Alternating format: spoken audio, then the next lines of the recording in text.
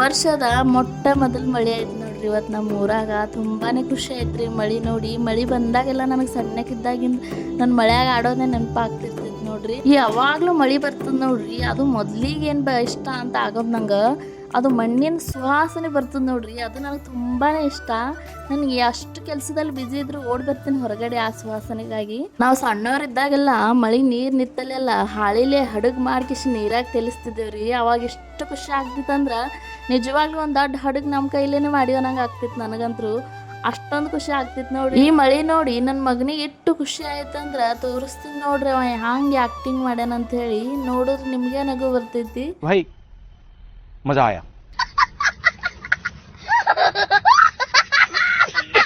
ಮ್ಯಾಲ ಎಷ್ಟು ಚಂದ ಮಳಿ ಬರಕತ್ತಿತ್ರಿ. ನನಗಂತೂ ಪಕೋಡ ಮತ್ತ ಚಹಾ ಕುಡಿಬೇಕಂತ ಬಾಳ ಆಸೆ ಆಗಿತ್ತು ನೋಡ್ರಿ. ಆದ್ರ ನಮ್ಮ ಮನ್ಯಾಗ ಇವತ್ತ ಪಕೋಡಕ್ ಮಾಡಕ್ ಹಿಟ್ಟಿರ್ಲಿಲ್ಲ, ಚಹಾ ಮಾಡ್ಲಕ್ ಹಾಲಿರ್ಲಿಲ್ಲ. ಇದೇ ನೋಡ್ರಿ ಹೊಲ್ದಾಗಿರೋರ್ ಹಣಿ ಬರ.